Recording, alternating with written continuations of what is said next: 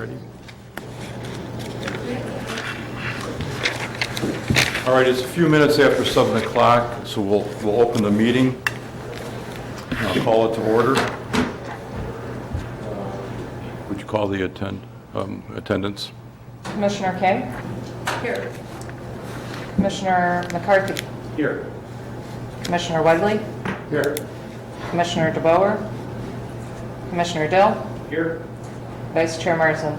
Here. Okay, we have a quorum. The next item on the agenda is approval of the prior meeting minutes from November 21st. Do we have a motion to accept the minutes from the 21st meeting? I make a motion to accept the minutes. Do we have a second? Second. Okay. All right. Lauren, would you take a... Commissioner Kay? Yes. Abstain? Oh, abstain. You were not present? Oh, I was not present. Okay, abstain. Commissioner McCarthy? Yes. Commissioner Wegley? Yes. Commissioner Dill? Yes. Vice Chair Marson? Yes. Okay, the next item on the agenda is our public hearing. We're going to continue the meeting, or the hearing from the last meeting. So we're going to open up first with John, our consultant, to add some more information for us on the master growth. And after that, we'll talk amongst ourselves and then have public comment. John, it's yours.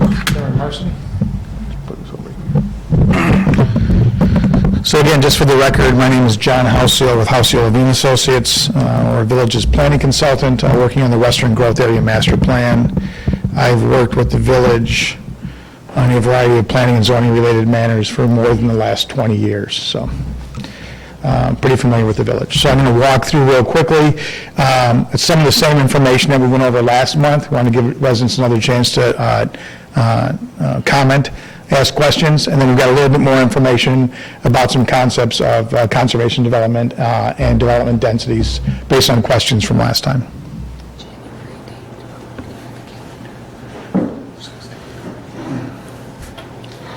So we're just going to go through this fairly quickly just to put it out there, and we can ask questions in depth later. So again, this is just introductions of who's here, but I'm the only one speaking really. So.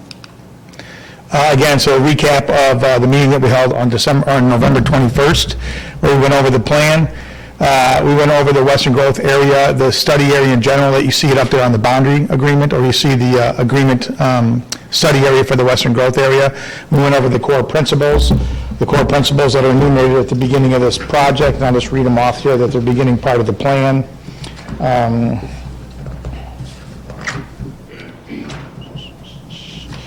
So it is, if let me get to the right page,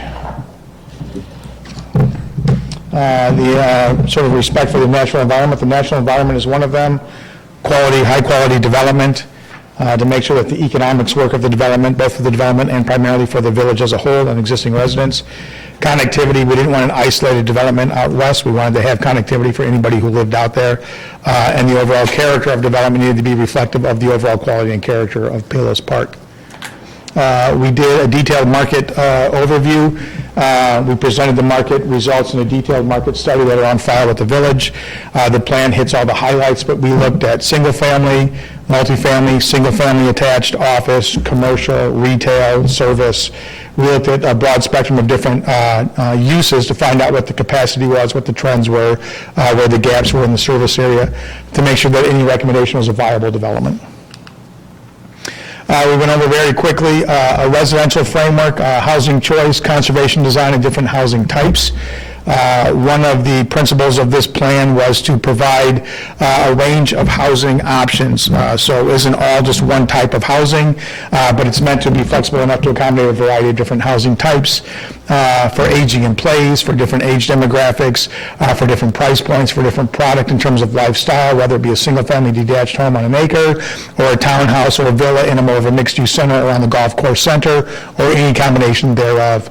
Commercial framework, we looked at the retail centers, golf resort area, and a business park potential location, and I'll go through these now. So you can see here, we also talked, let me go back here. So you can see here, the orange areas here are primarily residential development areas. You can see the commercial areas are going to be like right here around C, on Archer, and on Bell, and in the heart of the development. These are the different commercial areas again. Over here are Archer. We've got here, which is the site right now of Mid-Iron on Bell, and then sort of a mixed-use, sort of a town center sort of development at the heart of where the clubhouse is now for Cog Hill, but at the center of this area north of Archer, in the center area here. Parks and open space is a big part of this development. Anything that you see up here now in green with the hatched area here is where the golf course is that will remain. So even though a portion of Cog Hill will likely be developed and some of the golf courses coming offline, it will be remaining primarily a golf resort destination with active golfing. They're not taking all the golfing offline. We want to make sure that we have landscape buffers in key locations against the roadways so that when driving by here, you still get that heavily wooded sense of environment, and that any development has to consider wetlands, floodplain, soils, landscaped areas. The environment and conservation design needs to drive any development that takes place in this area. Transportation, there's some key elements of transportation. We want to enhance multimodal access. We want to make sure that if you live in this area or want to get to this area, you should be able to do so by biking, by walking, or by bike trails, so that it'll be fully integrated. We don't want a series, or we're not recommending there'd be a series of isolated developments that you can't get access to. The whole area should be fully integrated with trails for walking, biking, and a network of roads for driving. We also want to emphasize that they be connected to the extent possible to the regional bike trails on the Cal-Sag and the regional transportation system for the arterials both to the surrounding area, as well as the potential for new bike trails, taking advantage of some of the utility easements that exist in the area. So we went over this last time. These are the primary residential areas you'll see here in yellow. These are areas that we would anticipate being a mix of residential development types. It could be single-family on large lots, could be single-family on smaller lots. It could be a mix of single-family attached or sort of clustered villas. It could be a combination of things. You'll also see over here that centralized mixed-use sort of town center area at the heart of the golf course resort area on the north end. We indicate here we want to see connectivity to surrounding areas, as well as some of the major roadways that would connect through the areas to provide access and internal circulation of these development pods. So I want to talk a little bit about conservation design. We introduced this in the plan. It's a big part of the plan document. There were some questions last time about it.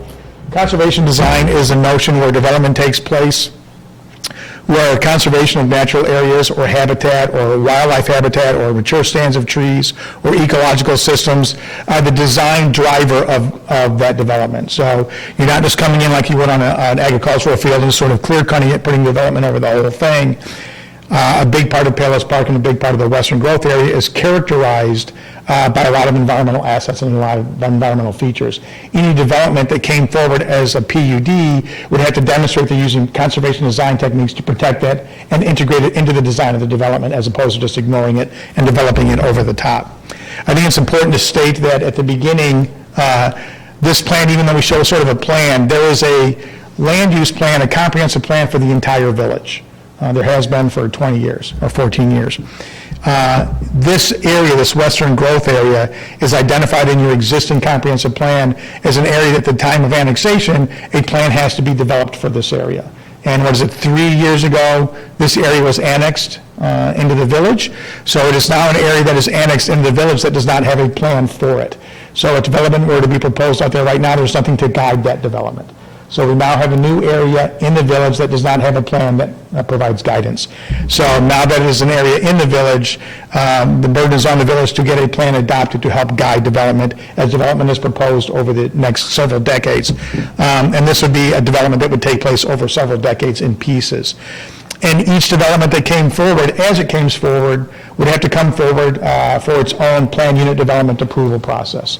So what that means, I'm just sort of saying this just to let people know, this plan, if adopted, doesn't mean any development's going to take place. It's not promoting any development.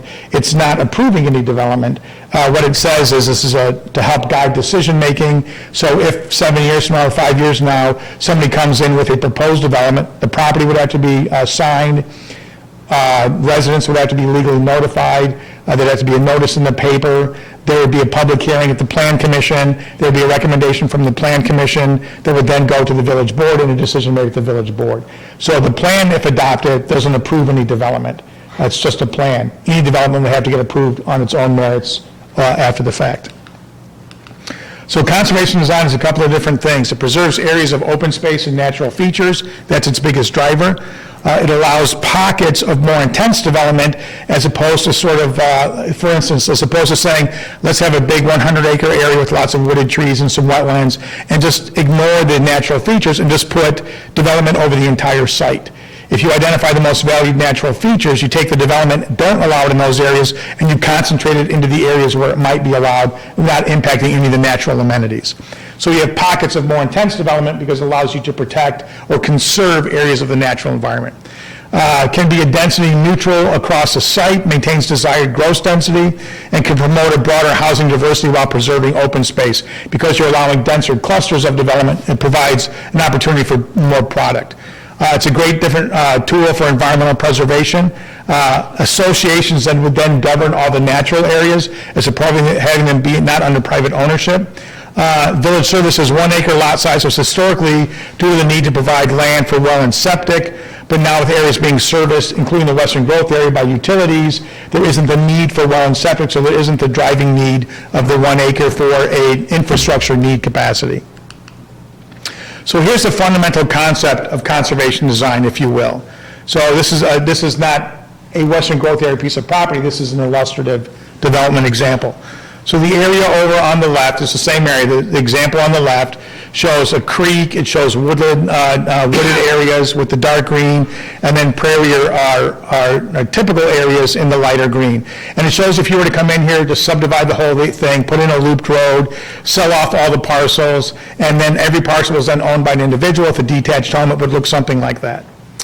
Then the idea would be to sort of take that development density, gross, and put it into a conservation development, where the homes are on smaller lots, you have less of the area developed as a whole, a much larger percentage of the area is then available for common bikeways, walking paths, amenities like that. The riparian areas, the creek is preserved, the wooded area is preserved, the prairie areas are preserved.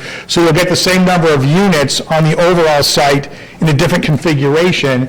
So the gross density stays the same, but the development pattern is one that reflects what they call a conservation development. Here's another example, and I'll sort of walk you through this. So the darker areas are largely heavily wooded areas. You can see the river or the creek running through some of it. On the far left, for example, you have a traditional 1 acre lot scenario where you come in here, you divide the whole thing into 1 acre lots, you put in the streets with the cul-de-sacs, all the property except for the streets is privately held by individual property owners, and that would yield you 18 lots, single-family homes in that configuration, with there being no public land. All the land is owned by private ownership. So anybody could do whatever they wanted to with their private property. The one next to it zeroes in on, it's just sort of an age-targeted community as an example, 33% density increase over the 1 acre. So the first one is 18 lots, the next one is 24 lots, but it has 60% of the area is now undivided open space. So it is held under protective covenants or easements. All the natural environmental areas are then protected for everybody to use with trails or in common ownership or through a homeowners association to provide for that. But again, you went from 18 units to 24 units with 60% of the area on commonly held open space, whereas the first one is 18 units with no commonly held open space. And then on the far right, another example of that, even small lot, single family. 100% increase in density, so the first one on the far left is 18 lots. The one on the far right shows to scale 36 lots. So we've doubled the density, 36 lots, but now we have 70% of the total area held as undivided open space. So 70% of that developable area is now prairie, water areas, wetlands, wooded areas, and it does not have development on it.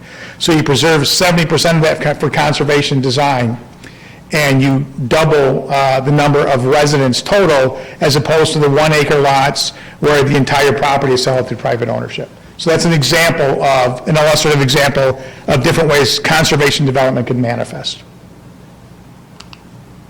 This is another area called conservation design, where you can take the same number of lots in a different configuration, and the one you see on the right still has single-family homes, larger lots, big setbacks, but it's done in a manner that every single property, so you can see here, you've got some much larger lots down here, you've got much smaller lots over here, so a variety of different sizes. Some of this could very easily be single-family attached or townhomes.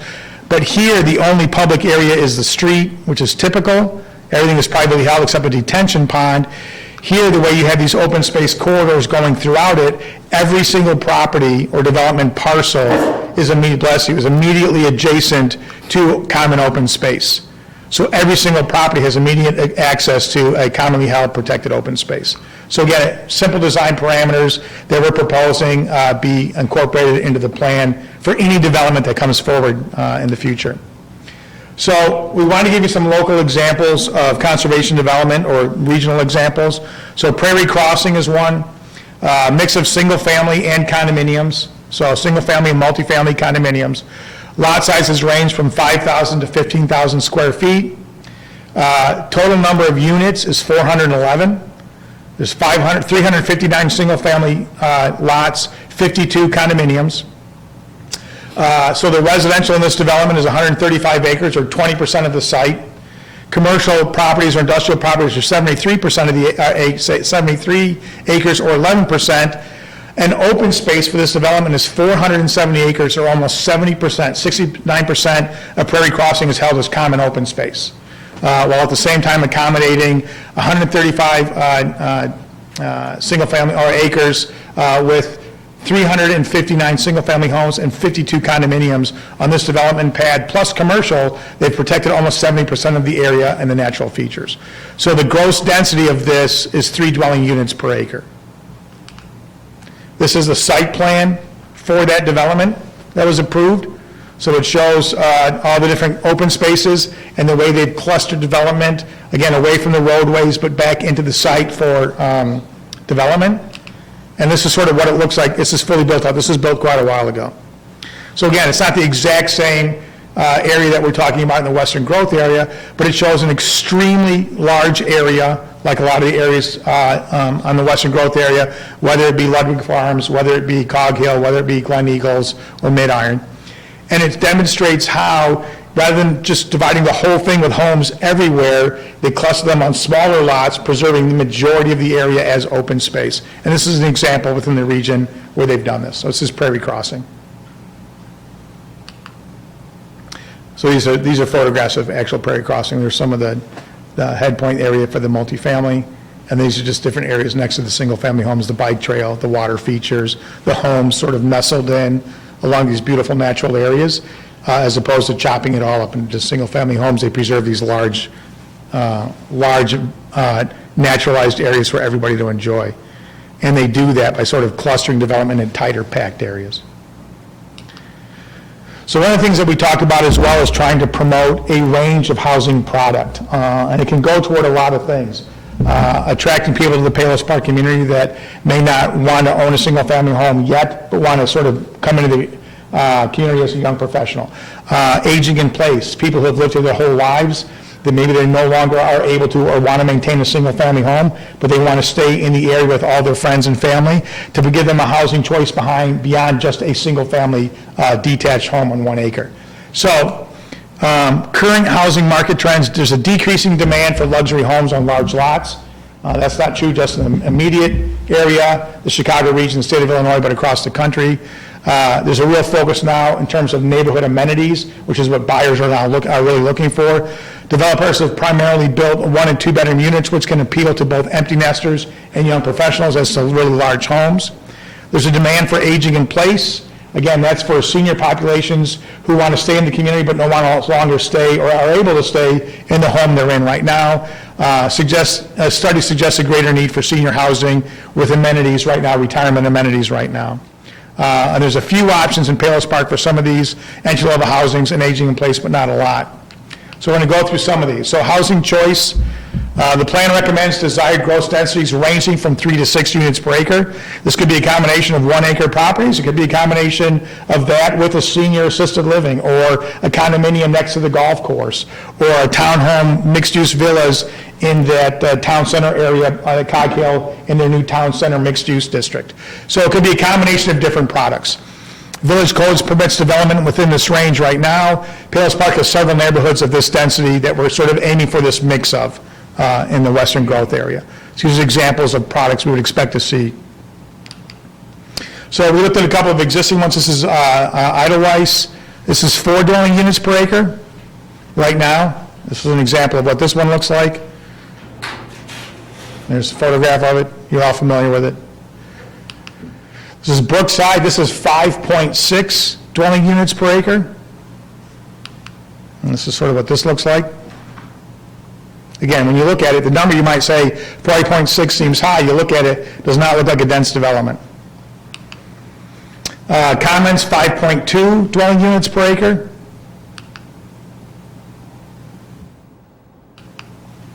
And this is McCord, including Sunrise Assisted Living. This is seven dwelling units per acre. This is more than we're recommending, but this exists. And then we gave an example of this Atworth at Melody Farm in Vernon Hills. This is 7 units per acre plus 260 units on 37 acres. Oh, excuse me, I apologize for this is 37 dwelling units per acre. 37 dwelling units per acre. We're not proposing that.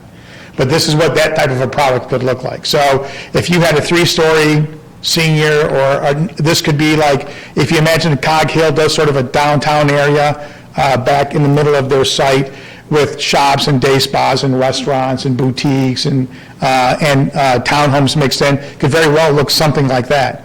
Well, this is this Atworth at Melody Farm. Or if there's a senior component or multifamily component nestled in up against the golf course in the middle of the site, you wouldn't even be able to see it from the roads. It could look like something like that. Again, surrounded by trees and streams and open space and golf course. So what we're proposing is that it be a mix of residential units, shooting for that a density range far less than this. So again, we're looking at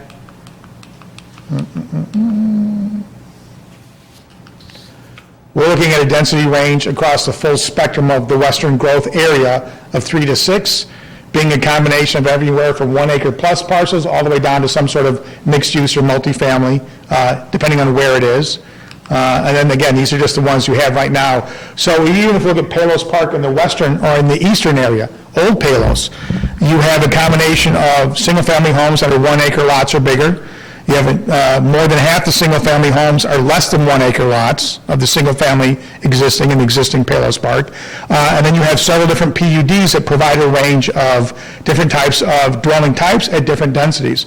So even in existing Palos Park, not the western growth area, but existing Palos Park on this side of LaGrange Road, you've got 1-acre plus lots, you've got lots less than 1 acre, and you've got all manner of different types of residential product through PUDs that currently exist.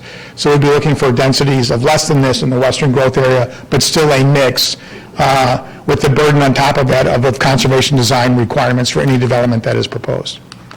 But we want to give you a sense of what development densities were, what currently exists in the village, what conservation design techniques look like when applied to actual development. So again, what we wanted to just demonstrate here is go over the plan again generally. The plan's been on the website at the village for several months now. And we want to go over conservation design principles and actually show you regional examples of conservation design development. And then to get a better handle, density scares people. When they hear 1 per acre, or 2 per acre, or 6 per acre, it's hard to picture what that product looks like. So we wanted to show you several different products that currently exist to show you the range of what we're talking about fits in with what a lot of Palos Park has already. So that's it. I just wanted to sort of get that out there to set the table for any questions that anybody might have. So right now, the board has any questions for John? is the time to, Shoot. How is if you have a 100-acre site, scrap the number, and we're going to conserve, let's say, 60% of it for public use, how is that in the development agreement? Is that protected through, how is that protected so that someday down the road, if it's public, it's in the public domain. I Right. understand that, but how is it protected and kept in the public domain as opposed to being put back on the market by somebody down the road? Right, and I don't even know if it would be considered public or protected private. So it could be a homeowners association or an association that preserves and protects it. That's usually the way it is. Any homeowners association will have, for a product that has common areas, will have covenants, requirements, easements, and associations to maintain and protect and upkeep the common areas, okay? This just has more common area because of the design of it.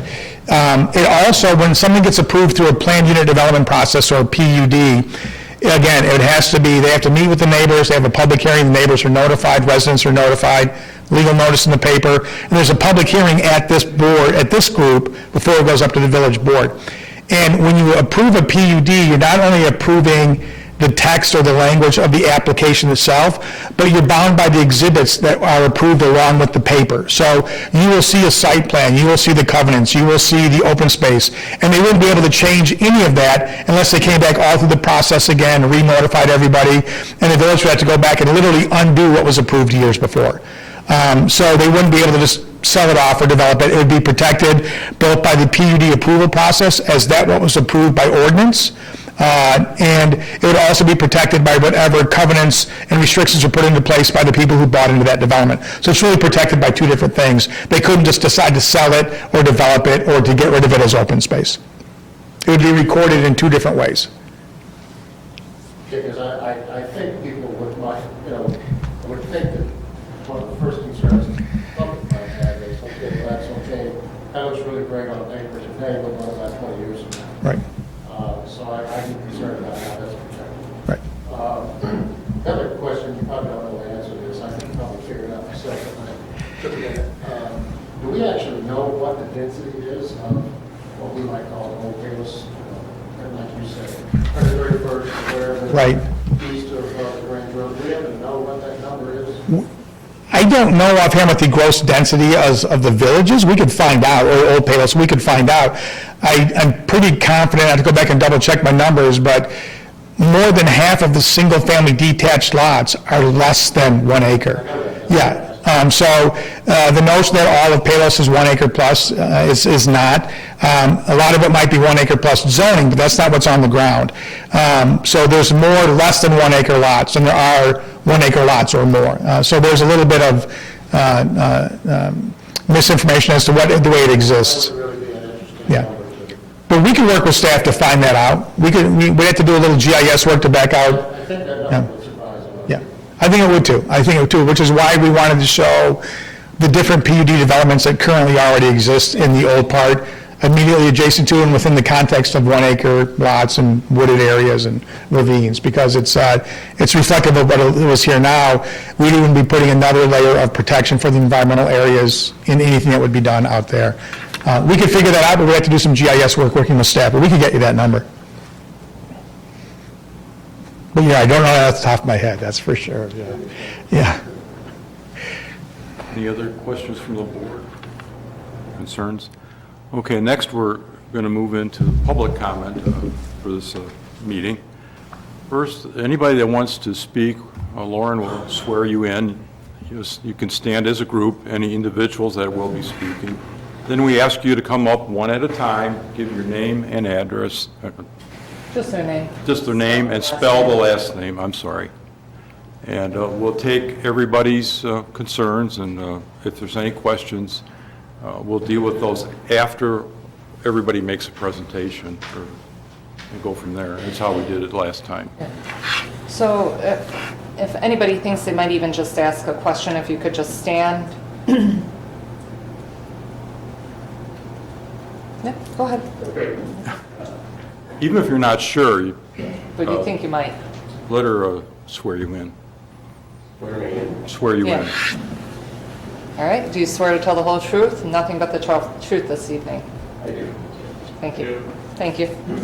Okay, so you can just come up to the podium as there's an opportunity. Just identify yourself. We'll likely go through everybody's questions and try to answer them all at the end, rather than go back and forth. Okay, get ready to take notes. Hi. My name is Vanetta Wigman, and the spelling is Wiegman.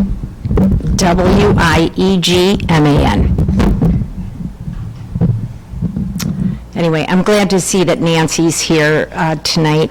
She really made me think last time we had this meeting and this topic and this discussion, and I went home and I thought about the fact that she said how long she has lived in Palos Park and how long I've lived in Palos Park, and I could relate to it because our home was custom built.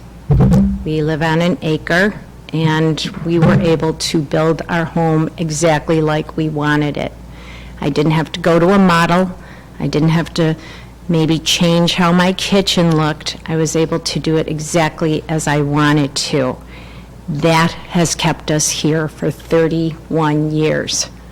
That my home is exactly what I wanted it to be, not what a builder wanted it to be, and then later on, my mind got changed.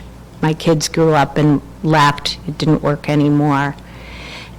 So, you know, being a language and lit teacher, I'm going to call my little talk tonight the integrity of Palos Park, because I'm concerned about the lack of 1 acre lots, and I did send Lauren an email, and I think she sent it to everybody, so they're probably familiar with my questions. But I'm confused about our village code, because your slide said that the village code permits development within this range of 3 to 6 units per acre. Tell me, what is our code here in Palos Park for? Okay, you're going to answer at the end? Okay. Yes. All right, answer at the end. All right. I'm to understand that the current property owners of this western property that we have gotten, that they are going to sell their own property, and they're going to be able to sell to builders that they choose. Each developer proposes their own lot size and their housing type with this in mind. Again, there is nothing that says, please have 1 acre lots. We are, and the plan is meant to guide them. I appreciate the layout of the open space. I get it, but I don't get the fact that there's so many densely populated areas. I get that we want to conserve trees and we want to allow for paths, but again, it's so densely populated. I'm wondering, is that what Palos Park wants? You know, and this is what we treasure in Palos Park. Yes, there are areas where they're not full acres, and we went through, you know, a time, I don't know, was it back in the 40s when the artists were here and they built their small cottages, never thinking that we would fall in love with them, cherish them, repair them, and stay and live in them forever. I'm just wondering why we're not complying to that at this point. I'm not sure, is this going to be called Palos Park? And then I thought that, tonight I thought we were going to talk about who's going to cover the fire department, the police department. Is that another? Well, this area was 3 years ago annexed into the village. It is Palos Park.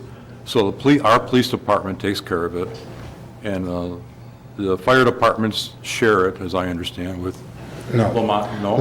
All this area would be in the Lamont Fire Protection District area. Yeah. Okay, but Palos Park Police, okay. So their, whatever taxes they pay are going to be paid to Palos Park. The other thing is, and Mr. Wegley mentioned, this is a 20-year we're looking at this being a 20-year development, but we're looking at current housing market trends. And I'm wondering, is that fair? In 15 years, are these trends going to be the same? And if not, are we going to revisit this? Are we going to be able to change what we suggest to these people? The other thing is, you mentioned bike trails. I'm huge into biking, love the fact that there's bike trails. I'm glad they're going to be out there, but I'm out there already on McCarthy and Wolf, and we don't have bike trails. So I'm wondering, how are we going to get them farther west when they're not even in my neighborhood yet? I take my life in my own hands getting out onto McCarthy and Wolf Road just to try to get a couple miles in every day. I believe that is the end of my concerns. So thank you for your time, and I look forward to your answers. Okay, thank you. Would anybody else like to speak? There were a couple other people that had stood.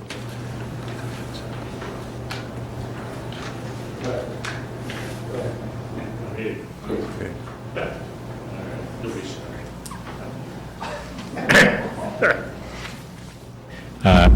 Hi, I'm Lon Wolf, 88 Old Creek Road, and I have a lot to say. Let me start with developers.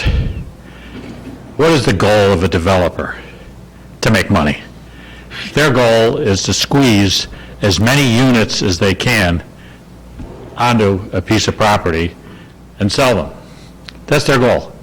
Now, my wish would be any developer would have to live in that community for 20 years, and maybe they might make it different. I'm a little, your question about 100 acres, if 50% of that was set aside for public use or, parks or whatever that is, what is the density then of what's left? Is this density 4 or 5 or 6 units per acre for the whole 100, in which case then it gets a lot more, it doubles for, do we have an answer to that? Do we know? I'll let John answer that later. Okay. Because otherwise that makes this pretty intense. This is a unique opportunity. These are large tracts of land.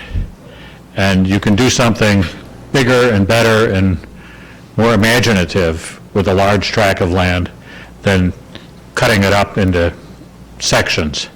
There are only a few times architecturally in Cook County where you actually get a big enough piece of land that you can actually integrate things or put in monorails or whatever they wanted to do downtown when the Illinois Central got removed.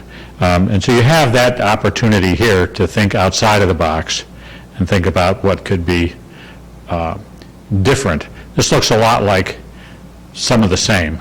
All right, Palos Park. Palos means trees, okay? Are the developers going to leave a nice big tree and put the road around it? That's Palos Park. That's our values, that we value those things. Is this area going to be one of those areas that I pass and it's got the big yellow gizmos that are shaving down all the hills and making everything flat? God, I hope not.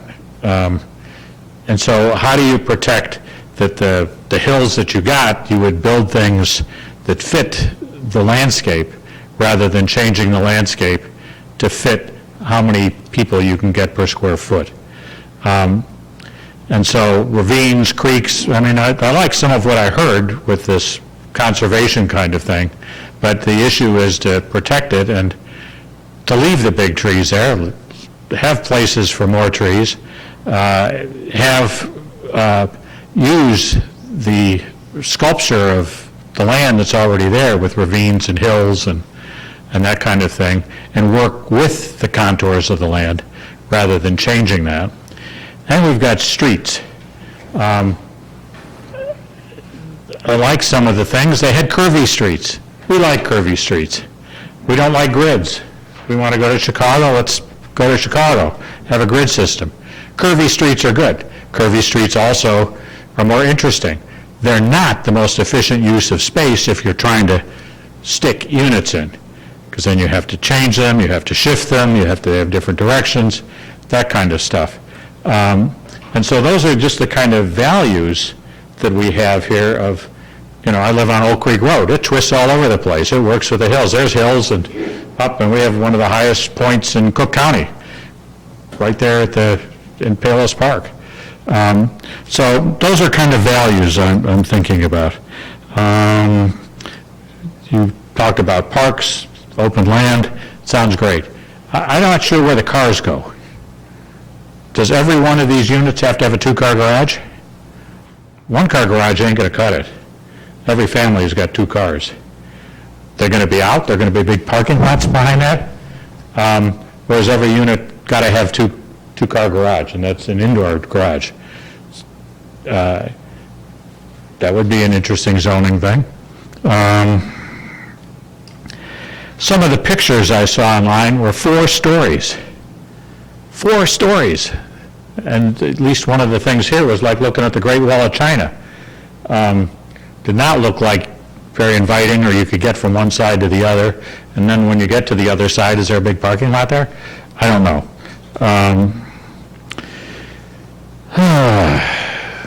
Rental units. I'm a psychologist. I don't have any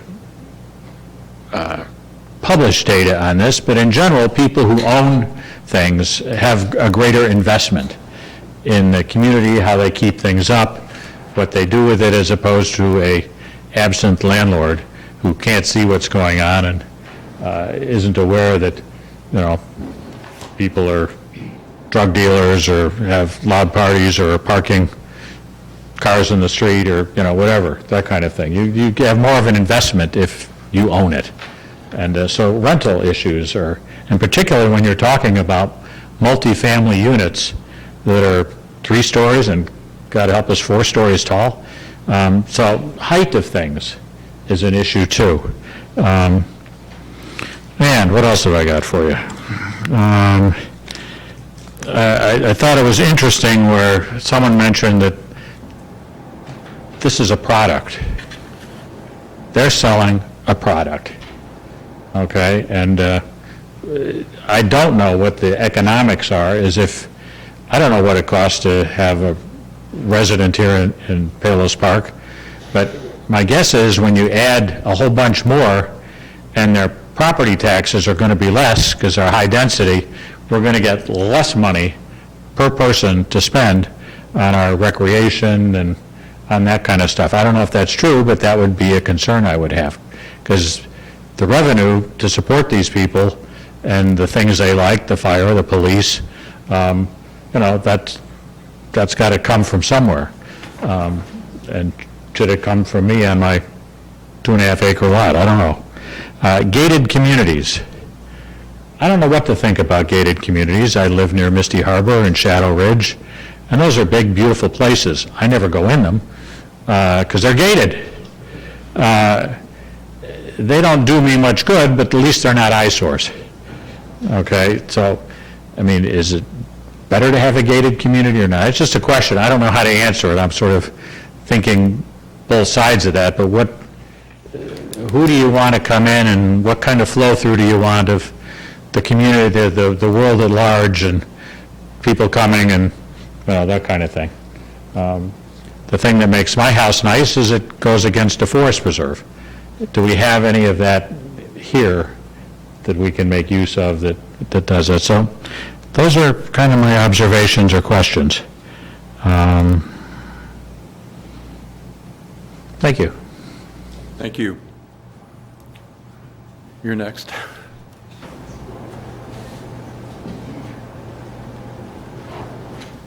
My name is Wayne Kuhn, K-U-H-N is the last name. And I just have 2 questions. Those are regarding transportation, traffic control, things like that. I did not see anything in the plan that talked about the increased traffic that might be occurring on McCarthy Road. And I'm also curious if there's any plan to connect to the commuter rail system, something more convenient than having these people go to Lamont or driving into our, to our rail station. That's it, just those two questions. Okay. Is there anybody else that would like to speak? If not, then, John, if you can answer the questions. Oh, I'm sorry, one more. My name is Nancy Miller. I live in Pheasant Woods, Miller. I spoke at the last meeting, and I shared some of my observations with neighbors. One of the things that you need to know is Palos Park people don't like to come to big meetings. We like to kind of stay in our own whatever we feel comfortable with, and so I don't think you really have a representation of the people who are concerned about dense housing at this meeting. We tend to not come to meetings, so, but I appreciate all the time that the Plan Commission has spent and spends on a lot of issues. I realize I'm kind of coming to this game a little late because I never got into any of the early planning. Although I did write a letter, I tend to do that, I write a letter to the mayor and expressed my concerns quite a while ago. I don't want to be confrontational, and sometimes they do come off a little confrontational, so understand that. But I love Palos Park just the way it is. I live just east of Wolf Road, Post and Rail. I'm in Pheasant Woods. Sometimes it's called Peasant Woods because the kids take the H off the sign. But we're really proud of where we live, and our homes are all on at least 1 acre. Again, I'm going to just share that my husband and I moved out here 40 years ago and bought an acre of land, paid for it. Then we built a house, paid for it. So it wasn't like we had this big chunk of money and then looked to build an estate. It was something that we built very conservatively. I grew up on the north side, and I don't know if you know kind of what that means. Our noses are kind of up in the air. We're North Siders. And so when we got jobs south, we looked for a place south that was like the northern suburbs that we knew. And there's not a whole lot out here that's like that. And we really looked very hard. In fact, we rode our bikes out here, and we found this area where we could buy an acre of land and build our home. And so we made the move to the south side, and again, my family doesn't come out to the south side that much. They're still North Siders. And I argue with my brothers, one who lives in Barrington and one who lives in Evanston, and you moved to the south side. And I go, hey, Palos Park is better than any of those areas. We got everything here in Palos Park. And so I'm really proud of living here, and I'm proud of becoming a South Sider. Some of the issues that I have concern the property values of those of us who do own homes in Palos Park. When you mention Palos Park, people have this image of, and I gotta say it, 1 acre homes. Some of the smaller homes that were built in Old Palos Park, again, were built because they were cottages. The homes that are being built now around where I live are 1 acre. And we work very hard to preserve that as 1 acre. I don't like the idea of cluster housing, apartments, and I really don't like the idea of aging in place.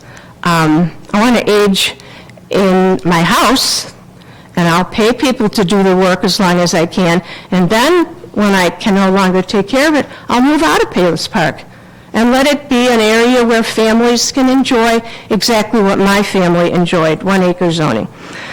I'm concerned about the traffic on 123rd Street, and again, I pull out onto 123rd Street, and I'm not going to say how I pull out again because I said that last time, but it takes a while for that traffic to give you enough space to pull out. I can't imagine what it's going to be like when there's more traffic from the west. Those of you who live east of LaGrange Road don't experience that because you've got 30 mile an hour, 35, 40 on 23rd Street. We have pretty high speed limits out by us, and it's pretty hard to pull out of a development onto 123rd Street. So I'm really concerned about that. I'm concerned about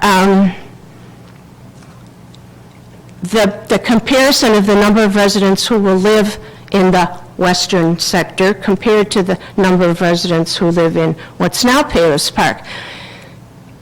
I'm concerned when that balance becomes more people live in the denser areas than in the 1 acre areas. Who's going to determine future development in Palos Park? Now it's people who live in 1 acre homes or something like that. When you have people who live in cluster housing, apartments, townhomes, they're going to have different ideas about what they want. And it's no longer going to be what those of us who live here want. I don't want to sound like we're better than everybody else, but I think we have different ideas. We are willing to pay the higher taxes. I hate to say that, because it sounds like, but I think I am willing to pay the taxes to keep Palos Park the way it is. I don't need to have my taxes lowered by denser housing and more residents here, because we take care of our land, we pay for it. I also want to mention to you that I am on the Board of Directors of the Palos Orland Conservation Committee, POCC, and I have been on the board for 30 years. Our first encounter, or our first thing that we dealt with, if those of you remember, when a developer was going to put a garbage dump to the west where Holy Family Villa is now, and they tried to sell it to the village as, once it's to its capacity, we're going to make it a ski resort. Oh, hey, nice ski resort, but how many years of a garbage dump? Well, the Palos Orland Conservation Committee got with our signs and talked to Cook County, and that was nixed. We also made sure that what was going to be the Cherry Cliff Woods development, which is basically, it's right behind me, near Palos West School, that was going to be a dense development. And the Palos Conservation Committee went down to Cook County Board meetings, and it didn't happen. The Gallagher and Henry, who were the builders, were forced to build on 1 acre lots. So it can be done if residents really want that. I do have a question, and I don't know that for the board members, and again, take this the right way, but I want to know how much land each of you has for your home. Do you live in cluster housing? Do you live on 1 acre, 2 acre lots? Can you answer that later for me? Because I'm concerned about your concerns for the village and what you enjoy about Palos Park. Cog Hill, Glen Eagles, Ludwig Farms, were there any promises made to these the landowners when they agreed or when they sought annexation into Palos Park? Any either written, verbal discussions about zoning and zoning changes? I've never heard that there were any. I've heard that this is the first we're talking about the development, but I wonder if there were any promises made or, again, discussions about zoning. I would think they would want to come into Palos Park so that they could have homes on 1 acre just like the rest of Palos Park. Or did they come into Palos Park with an understanding from some government body that the zoning would be changed? Don't worry about it, it'll be changed. I just don't know, and I don't want to infer that that's happened, but I just want it to be stated if it has or has not. I'm not sure about your comments about a market for 1 acre zoning. I tend to think there still is a market for 1 acre homes. I don't know, I'd want one still. So anyway, I don't know that, I remember about Palos Country Club, when Palos Country Club wanted to, I don't know if they ever wanted to be annexed into Palos Park or not, but they wanted to have denser housing. and Payless Park wouldn't allow it. And so now they're in Orland Park. But their plan was, and this addresses to what somebody said, so they used the entire golf course as their acreage, and then they built homes on part of it and left part of it the golf course. But they still use that as their total acreage. So I don't know what the density of housing there, but it's pretty dense in one part of it and not at all dense in another. And they're probably using that as 1 acre zoning. I don't want to see Payless Park developed that way. I also am a tree hugger, and I've planted a lot of trees on my own lot. Oak trees don't do well when they're told where they can be, and they're clustered, or they're put in places that only they're allowed. They tend to like to grow, and you drive past an oak tree many times, it dies. It doesn't like the ground being moved around it. So it needs acres. It needs an acre. We have several oak trees on our property that we thought we had saved, and we've had arborists come out and say, you're not going to save that tree. And right, it died because our house was a little too close to the tree. So I guess I say to the board and everyone, do you want to be the board that significantly changed Payless Park from the beautiful community it is now? Or do you want to be the board that changes it into this cookie-cutter community that has dense housing one place, that has open space another, that has open land another space? I guess I want it to be preserved as what it is. So I have a couple of questions in there. I hope you got those questions, but I have just a couple of things that I wanted to say myself. Again, I've lived out here for 40 years, raised 4 kids. They wish they could live out here. They can't afford it yet, you know? I mean, maybe at some point they'll be able to, but they don't want Payless Park to be changed. They want to come out here and see it the way it is. So that's my comments. Thank you. Thank you. Is there anybody else that would like to speak? If not, John, could you start to address the questions? Let's take them from the beginning and go down, and if I miss one, let me know. There's a lot of comments mixed in, so I think I got the questions that were actually in there. One of them, the first speaker, and forgive me if I don't remember your names. The first one was about, one of the first things she talked about was the market study we did now is based on current market studies and projections and capacity for the different uses that we did. That's true with any use. They look at projections going forward, and this isn't likely to comprehensive plan is a 20-year document. Any development in this area is likely going to be a 20, 30-year plus build-out. We're talking, this is not going to happen in 5 years. It's not going to be done in 20 years. This is going to be a long, long, long term. As markets change, there will be a reevaluation of markets. A developer will not come to the village and seek approval for a development that doesn't have market viability. So if the market changes in the future, they may propose something different. They would have to come make their pitch to the village through the public hearing process like any development would. So if market changes in the future, they may come up with a product, or they may come with a development that we might not have anticipated now. That's true anywhere in the world, any community at any time.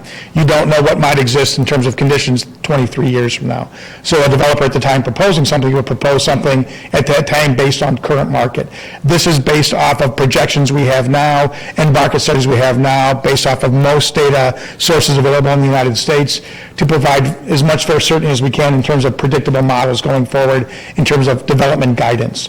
But if 22 years from now something changes and someone proposes something, we can't crystal ball that now, and sure, things could change.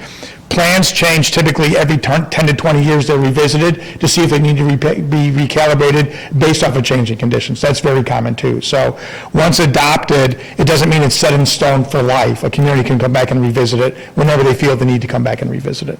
So that's one of the first things I wanted to mention. So never set in stone permanently. You talked about bike trails. We want to make, and I talk about connectivity, we want to make, or we think anything in the western growth area should be as connected as possible. We don't want to see isolated, secluded developments that nobody can move in and around. Connecting other parts of the Palos to that area, that's a different issue. It's related, but if you live in or near Cog Hill or Glen Eagles or Ludwig Farms. We would ideally like to see a connected network of bike trails and walking trails throughout the entire western growth area. Connecting that level of connectivity and trail systems to the other areas further east of Palos, that's a challenge. And the village is going to have to continually work on that over time. So we want to make the network out there be as connected as possible, and whenever we see opportunities to connect it to the rest of Palos, but that's a long ways out there. I mean, that is geographically, but as the crow flies, that's a long distance from some of the trails that exist now, and getting to it is difficult. So we can have guidance over new development and making sure that trail systems exist. Connecting that networked area to other areas of Palos is going to be a challenge. There's no question. You talked about the code right now accommodating developments of these densities, and I'll let Lauren talk about that in more detail if she wants to. But the developments that are allowed right now in the village that I showed several of at densities of 2, 3, 4, 5.6, et cetera, were all approved under the PUD ordinance of your existing ordinance. So your zoning ordinance right now accommodates developments in those density ranges right now. So it wouldn't have to be a change in your existing zoning ordinance to accommodate densities of greater than 120 unit per acre. Your code now accommodates developments of 3, 4, 5, 6, like you have now in town. So the code currently accommodates those types of densities. So I think that was, so we've got, and you talk about the integrity of Palos Park, and I think that's a great quote. I think we try to get at that with all the character and the different things we try to get at with this guidelines that we're putting into place. But I think I addressed your existing code. I think I addressed trends and market, bike trails, and how we might want to revisit this in the future. So I think I got all your questions. The next gentleman, boy, he was spot on, and I agree with almost everything he said. He could be a public speaker for conservation design. So we went through several different things, and some of them were commentary, some were questions. So let me talk about some of them. I agree when you talk about sculpture of the land, or contours of the land, or curved streets, or protected green areas. Topography is a big part of conservation design. You don't want to go in and scrape it. Absolutely not. If there's a low-lying area or a water feature, that's what's protected with a buffer. Mature stands of trees or prairie areas, those are protected and density doesn't go there. But topography, curvilinear, those sorts of things, the rolling hills of Palos are one of its defining characteristics compared to other areas in the Chicago region. Reminds me of some rolling parts of Tennessee and Kentucky, the way the trees are and the way the ravines are and the hills. But that topography is part of conservation design. So any developer that came in and said, we're going to take all of this, scrape it, and make it perfectly flat, I can't imagine they'd ever get approved because it's contrary to everything in this document. So I agree 100% with everything you said about the land, the contours, curvilinear street design. I agree. If a road is straight and you're driving down it, what you're looking at is the street as it goes down the horizon. If your street is curvy and it's in a wooded area, you're constantly looking at trees as you drive around. So you're spot on with all of those comments. I agree 100%. You had a couple of things. I refer to the product because that's in planning, you say, what are the different types of residential development? What are the different types of residential product? Well, you may have something for purchase that is a condominium, or maybe it's a townhouse, maybe it's a single-family home on a half acre, maybe it's a single-family home on 3 acres. Those are different residential products. So I use the term products. You're right, developers are in it to make money. It's a business like anything else that's out there.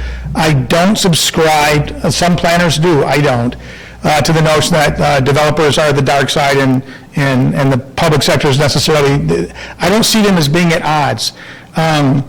Villages don't build single-family homes. Villages don't build hospitals or grocery stores. Villages don't build restaurants. Private sector does, developers do. It takes a lot of capital, a lot of investment, and if a plan is in place that articulates the aspiration of a community, developers are the one working in tangent and in concert with the community to see the community's vision realized. Developers will need to make a buck or there would be no development. So they're in it to make a dollar. But that doesn't mean they can't do really good work to make that dollar. Because villages don't develop. Municipalities and cities don't develop. Developers do. So developers aren't the bad guy. Like any profession, there's the good, the bad, the ugly. And that's true. There's good developers, there are developers that are not as good. That's the way it is. You have to have a good ordinance, you have to have good development regulations and subdivision codes, and you have to have a good plan to guide that. But there is a public-private partnership that takes place anything somebody breaks ground and builds something. So that's crucial. So I don't view developers necessarily more good or bad than any other business or any other industry. There's the good and the bad. It's incumbent upon us to work with the best we can to get what the village wants built. As developers make a buck, more power to them. If the village gets what it wants, let them make $1. So that's true. They are selling a product. They are out to make $1. You're 100% right. I think the biggest issue or the biggest question you raised in my comments, rental versus owner, we don't comment on, nor can the village's zoning ordinance comment on owner versus rental. Regulatory-wise, you can't regulate that from a municipal perspective. So we talk about whether it's a multifamily or a cottage home or a villa or a single family. We talk about, again, the product, the type of development. We don't talk about the ownership structure of that development. The biggest trend we're seeing across the country now, and even in the country's most affluent communities, is really high-end rental. We'll see rental product go up where the rental prices are $3,500 plus a month. Well, you're not getting people that are throwing crazy wild parties or keggers in the parking lot of those units, because those are people that want to rent but be here, like say 6 months of the year. Maybe they're going to be in Naples for 6 months of the year. They just don't want to own here, they want to rent. Or maybe somebody who wants a home for 2 years because they're transitioning between a 1 acre lot and being something else, they want to rent someplace in the interim. So one of the observations I've seen as a professional planner is the 2008 market recalibration that took place when housing prices in the market really took a hit, was that the recovery after 2008, I think, legitimized rental as an option. Before that, it was own. The market took a big hit in 2008. Q4, 07, Q1, Q2, 3, 08. And from that, what you're beginning to see is a lot of people saying, I'd rather rent. I don't want to own anymore after what has happened. I want to rent. But it doesn't mean that quality of life is going lower because they're renting instead of owning. Some of the rental stuff now is phenomenal, and we're seeing it in some of the best communities in the world. So, but the plan is silent on rental versus owner, except that we say the mix could accommodate both rental and owner occupied. We say it could be both, but we don't give a preference, we don't state it, and zoning ordinances can't say this district allows rental or this district allows owner occupied. Zoning ordinances have to be silent on it legally. The other question that you raised, and subsequent speaker raised it as well, and I think it's the biggest question, is the one of gross versus net density, all right? So what counts toward density? And let me go to, so when you look at, I'll look at this, all right? Because this is what we're talking about here. And it's just like, you use the example of the golf course just down the street a little bit, that was in between Palos Park and Orland Park, and ended up in Orland Park as part of the development. Gross density is, you count the entire site as your land area. So however many number of units you propose, it's divided into that gross area, all right?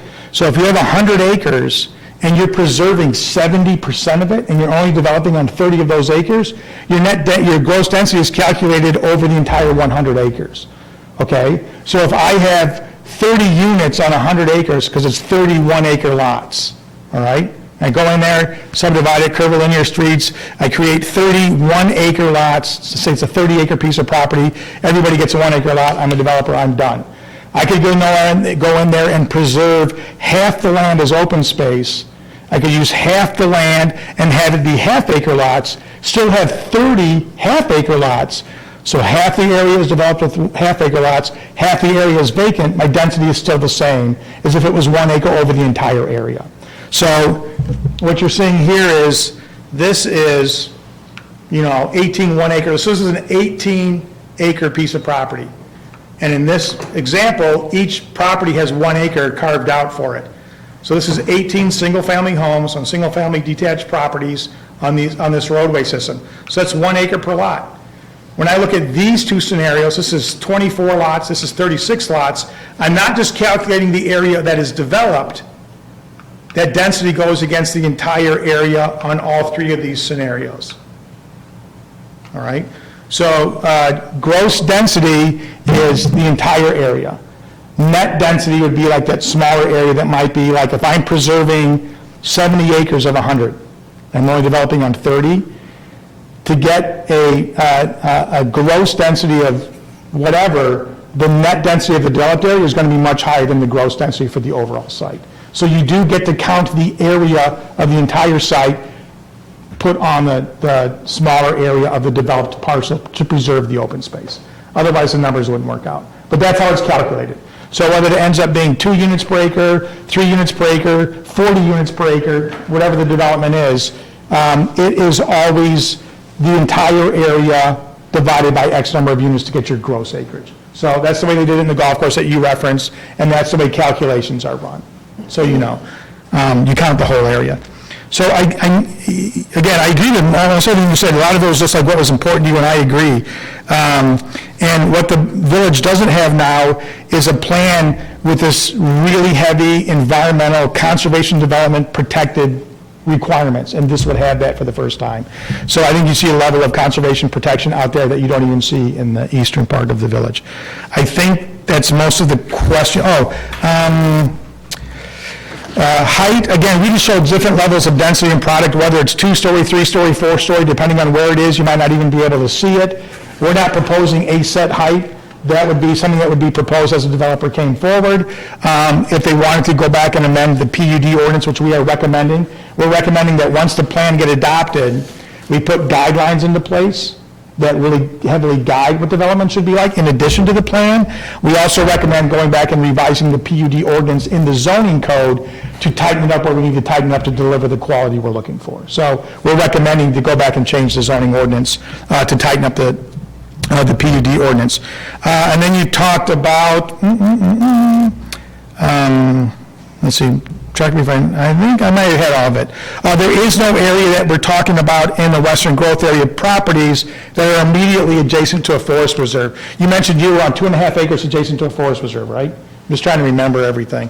There is no area here. There may be forest reserve on the other side of the street, but there is no adjacency to forest reserve like the situation that you have. I think that would be fantastic. I live a half a block from forest reserve, and I wish I lived right next to it. Except there's a lot of deer this year, so I don't know, and raccoons and opossums and skunks and coyotes and everything else. So anyway, so I think that addresses all of your questions. And then you said, you asked about, is it going to be gated, is it not going to be gated? I'll tell you my preference. I do not like gated communities at all. I'm just joking. I don't like them. I mean, one of the things we put in here is this networked trail system, not just for residents that are out there, but anybody who wants to bike out there. We want to see this. We do not, the idea that we put forth for consideration is an integrated, integral, environmentally woven, accessible area of the village of Palos Park. I do not foresee this being a series of isolated gated communities. To me, that nothing is less welcoming than these big metal gates that come at the front of the street and you can't, not where I would choose to live. So we're not recommending gated communities. The third speaker had two questions, right? Yours were, one was traffic. We looked at traffic. We can't do traffic counts, studies per se, because no development is being proposed. We don't know. A developer could come in and say, you know what, in this area, we just want to see 1 acre lots. And in this area over here, we want to have a condominium thing next to the golf course tucked in the middle of the site. You wouldn't even see it. Don't know what that density would be, don't know what those transportation models would be. One of the requirements of a planned unit development application is a traffic study. So there's a laundry list of things that have to be submitted when a developer says, I want to develop. One of those is a detailed traffic analysis. So they would have to propose it at the time anything is even considered. So they would have to make the case then. Two of the roads that run adjacent to this piece of property or this area are state-controlled. They are SRAs, Strategic Regional Arterials. These are state-designated priority routes that when funding becomes available for widening and improvements and enhancements, SRAs get preferential treatment over other state-designated routes. So some of the roads out there are outside of the jurisdiction of the village.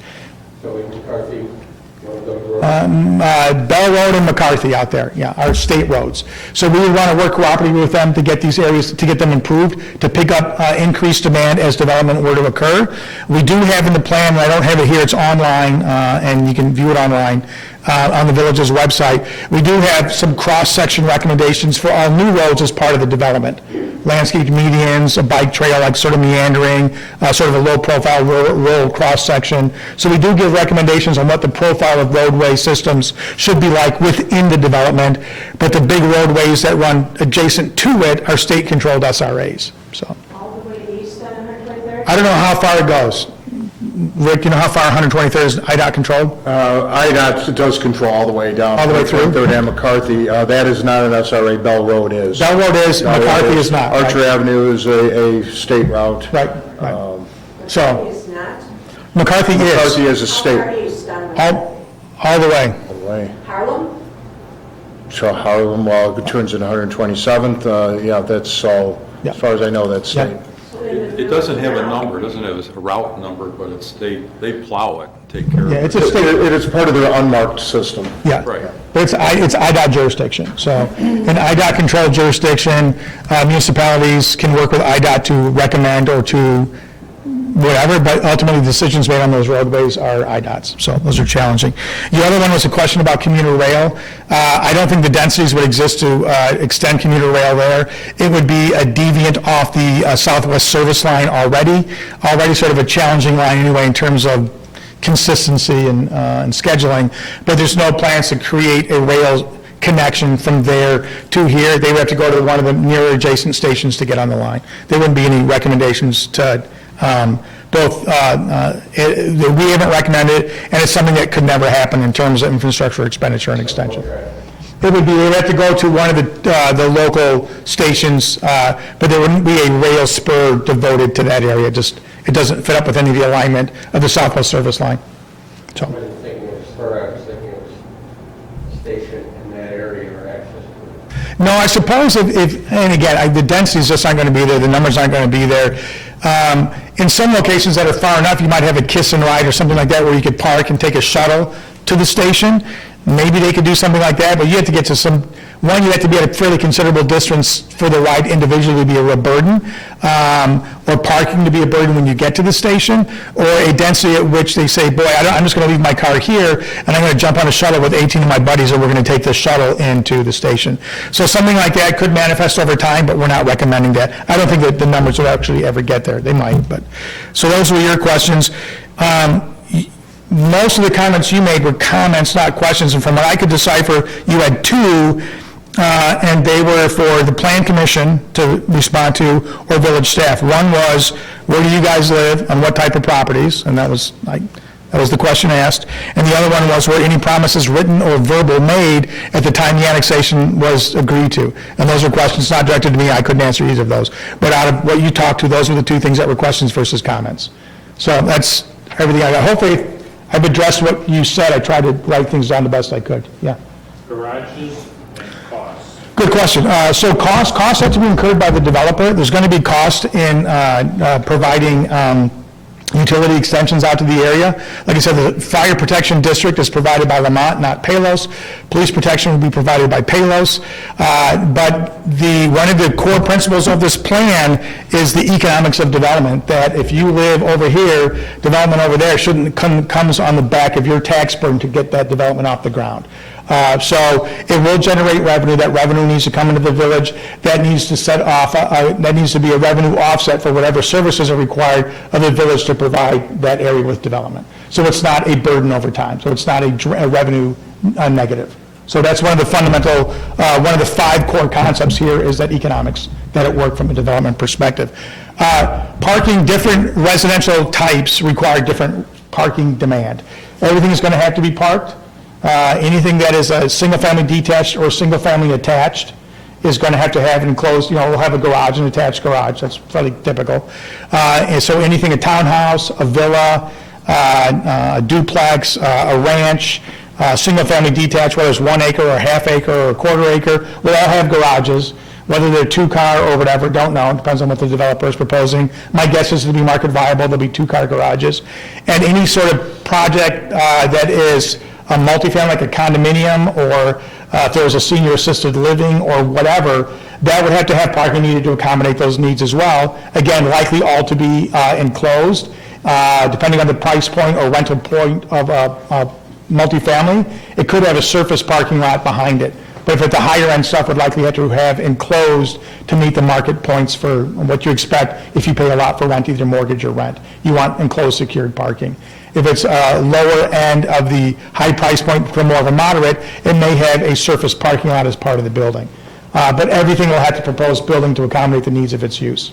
We don't know what that is yet. The village code has parking requirements that have to be met per product or residential development type. If they wanted to do something less than the code required, they would have to come and ask for a variation or site development allowance as part of the PUD application. So they could waiver from the required parking if they could convince the village it was the right thing to do. Otherwise, they would have to meet code. And every type of residential product, every restaurant, every commercial, every office, every, day spa, every hair salon has a parking requirement. Any development out here is no exception. They would have to meet required parking. How they did it depended on the product. So, yeah. Oh, behind you real quick, Ralph. She just had her hand up real quick, then I'll get to you. In the same breath as fire and police, what schools are we going to use? Schools for this area? Schools, Chair, if you want me to respond? Yeah, go ahead. Okay.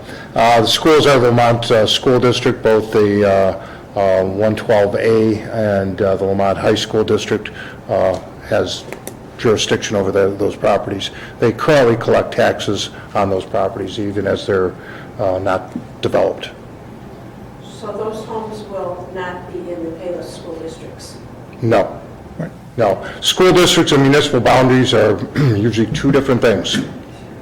Almost always. Almost always. Ralph, yeah. Firstly, in Payless, Let it somebody used to be else that when the property was annexed to the village, it had to be R1A when it was annexed in. I'm sorry, he's going to Oh, have I'm to sorry, come up I'm sorry, with Ralph. something, because, yeah, we're recording this, everybody. You may not realize, but the video of the first public hearing is posted to the village's website, and this hearing will also be posted to the village's website. So it's important that we get all of the comments at the mic, because otherwise they won't be heard on the recording. So if you could give your name and for those that... Sure, Ralph Jones, Jones. Thank you. Typically in the past, and I don't know if it's changed, but whenever any property was annexed into the village, it came in as R1A. Is this property R1A, or has it been rezoned already? Well, maybe I can answer two questions, Chair Larson. One is, this property was all zoned. When the property was annexed into the village, it came in without benefit of a development or annexation agreement, which is quite typical. So the property was brought in at the village's most restrictive zoning, which is R1A, and that's what it remains to this day. So today it's still R1A? Correct. Okay, thank you. That's all I needed to know. Thank Okay. you.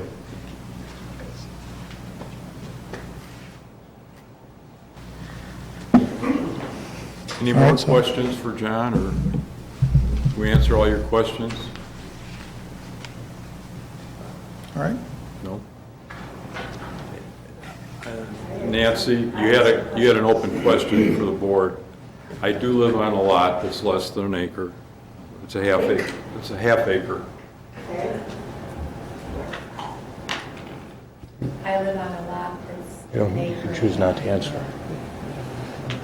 Mine's a little bit less than an acre. I'm over acre. Over an acre.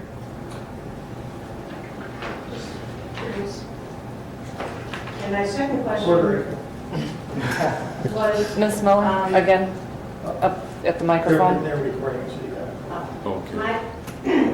my second question, see, aging in place, I'm aging right here. Pardon me? Yes, our promises made in Oh, yeah, were there any promises made or discussions about zoning before these properties agreed or asked to be annexed into Payless Park? Whether even was there discussion about it? I have to ask for... Yeah, I can answer that. As I just stated, the properties were all brought in without any agreement, any formal agreement. There were some drawings made prior to, over the years, by the property owners of developments that were less than an acre in development, but those were just draft drawings that they presented. Nothing was ever... How were they presented? Informally or? Informally. They don't have any bearing on what's this discussion tonight. The public hearing before the Plan Commission is to discuss the comprehensive plan portion of the Western Growth Area Master Plan. As John stated, any development submittals would have to be made further under the plan to the Plan Commission and then be approved further by the Village Council.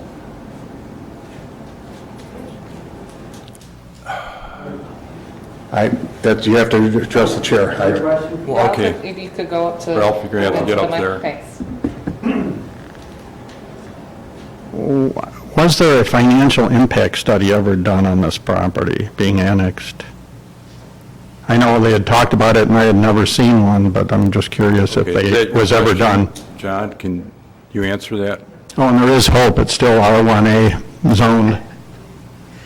Go ahead. So one of the very first things that we did before we looked at anything else was a detailed financial analysis. It is an Excel spreadsheet that's probably 30 pages deep. Well, I can't remember, 80 variables. It's pretty extensive. So we looked, again, no development has been proposed, so we can't do a fiscal impact analysis on a proposed development. There hasn't been one proposed yet, but we wanted to get a sense of what type of development would be viable, the different costs, what it would look like. We looked at sewer tap-on fees, we looked at school impact fees, we looked at utility extension, we looked at everything we could look at in terms of a variable to get a sense of the viability of development out here that would be consistent with the high-quality character, lots of open space conservation design to ensure market viability. So the first thing we did before we did anything else, Michio Marrakeshi from our office, so all he does is fiscal impact. He'll be out here at the Plan Commission meeting in January. He can answer more questions in hyper detail if you want. But and when I say detail, I'm not joking. It's the most expensive fiscal impact I've ever seen in my career, and it was the first thing we did, was to look at that. Very first thing. We looked at sewer, village expenditure, fire district expenditure, utilities, tap-on fees, school impact fees, anything we could possibly think of to get a true assessment of what the cost versus revenue model would be for any development. It's the first thing we did, because if it didn't pan out, we wouldn't propose it. So. Okay, thank you, John. And Michio will be here in January at the January meeting. So. Okay. What's the date of that meeting? Well, we have to talk about that first. Do you have a new question?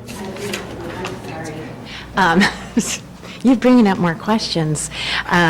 So the question is, in this fiscal plan, does it say anything about what it does to the existing property values? And I didn't form it in a question, I will now. In this plan, can someone buy property, choose their own builder, and build a custom-built home? That's all. I'll answer your second question first. We don't know. I'm assuming it would be. I'm guessing if you're on a golf course, and some of these will be on golf course, some of these will be next to large wooded areas. I'm just assuming, I don't know, because I don't own the property and no development has been proposed. I have no idea, just speculating. Some developers will come in and they will say, okay, we've put in the roads and we've divided this area into 20 half-acre lots or 21-acre lots, whatever. And they may say, we have a developer, or we have a builders, we have 3 different builders you could choose from to build, or you can petition us to build your own home. Some people just sell the properties. As long as you build to a certain standard, they'll let you build your own. You know what I'm saying? So my guess is most of these will come forward with a preferred builder or team of builders a potential buyer could choose from if the product itself isn't built, if they're just selling the parcel. Sometimes they'll come in and say, we're the builder, and here's the, 14 different types of homes you can pick from, or they'll work with you to do a custom home, that's fine. But they will likely be the builder of a selected group of builders to choose from. So I'm assuming that will be part of the mix. I don't know, but that's customary, so. And with regard to the fiscal impact of this over existing property values, there's no model or indication, or from our professional assessment or Misha's or anybody else's, that would indicate a development out there at the time we're proposing would have any negative impact on any existing home values over here. So there's no study to be had to demonstrate yes or no. You know what I'm saying? There's no model you can go through that shows if 300 homes are built over here over the next 20 years, it would negatively or positively impact a property value of a property over, say, next to the train station or the hospital, or somewhere on a 2-acre lot next to the forest preserve. That's a study that couldn't really be done. There's nothing in the development that or the plan that we're proposing that would anticipate development that we're thinking about would take place over the next 20 to 30 years or so that would have a negative impact on the property values in the existing Palos. None. But there isn't a fiscal impact analysis that can be done now that would demonstrate that to the good or to the bad. You know what I'm saying? You couldn't do that right now. We don't know what's being proposed. If what's being gets developed is consistent with the plan, it wouldn't negatively impact anything. So, in fact, if it included some of the restaurant and day spas in the town center area with high-end amenities and bike trails, it would likely bolster the home values in existing Palos, not detract from them. So I couldn't see a case being made for the opposite, and there's no indication that that's the case. So. Okay, thank you, John. Yeah. Wait, do you have is it a new question? Pardon me? Is it a new question? Is it a third time? I didn't hear you. Oh, okay. What I'm concerned about here, though, is we talk about that part of Palos and this part of Palos. Is it all going to be Palos? I mean, it's going to be in name Palos, but you say the development there is not going to affect the value of homes here. We're not talking about keeping a big Palos. We're talking about two parts of Palos. I can respond to that real quick. Yeah. Okay, John. I was answering a question that was posed, will the development out there impact home values in existing Palos? So to answer the question, which was development there versus development of existing homes in existing Palos, the question was posed as a that and this, so I had to answer it as a that and this. This is Palos Park. Okay. You have another question? I'd like to close this. Yeah, but that. We're actually going to continue. Got a lot of money tied up in my house. If you want an example, the golf course that got taken over by Orland Park, it's, it doesn't meet our standards, but it's there, and we have to look at it. And honestly, how it would have hurt if we'd bought it, or we had it next to us instead, it would make zero difference. And have our houses gone up or down since that got changed? I don't think that's your example if you want to see what impact that would have. And in the long run, we could have annexed it and we'd be in the exact same spot we are right now because it's there. It's there. We look at it. Okay. I think we've covered all the questions for tonight. And seeing that there's no more questions, we would like to continue this open meeting to a date certain, and the next available date for the board is January 16th, 2020. So I would need a motion from the board to continue the public hearing in consideration of application number PC 2019-03. Is there any discussion on that, or would someone like to make the motion and have a second? I'll make a motion to continue it. You're not going to be here? Who made the motion? I made the motion. Okay. Do you have a second? I'll second. Okay. All right, Commissioner Kay? Warren? Commissioner Kay? Yeah. Commissioner McCarthy? Yes. Commissioner Wegley? Yes. Commissioner Dill? Yes. Vice Chair Marson? Yes. So what we've done is continue this meeting to a date certain next year, January 16th. No decisions are made tonight. So you're all welcome to come back. If you have more discussion with us, it's fine. Or you can send emails or letters directly to Lauren in her office, which some folks have done last time. So you're welcome to do that. Okay, moving on. Other business. I don't think there is anything else. And I don't think any more comment from visitors or citizens. If not, I'd like to entertain a motion to adjourn. We do have one person. Could you put the meeting on the, whatever that sign is outside?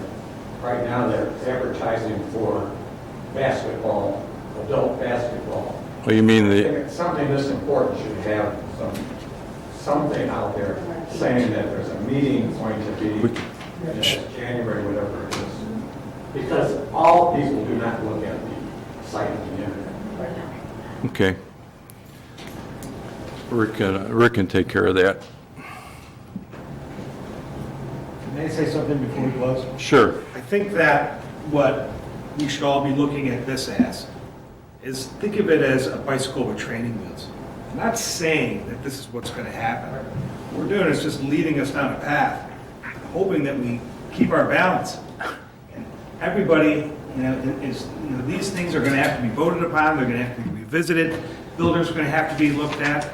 The developments cut out is going to have to be looked at. This is something that is very, very long-term undertaking by the village. And it's not something that, I think that we as villagers should go out and say, well, they're thinking about building a nursing home. Well, they're not thinking about building a nursing home. They're just saying that there could quite possibly be one. So until somebody comes to the village with some concrete ideas as to what they want to do, then we should start to be considering what it is that we want to make them adhere to as villagers. But until then, just look at it as something that's a training for all of us. And we have to have something moving forward.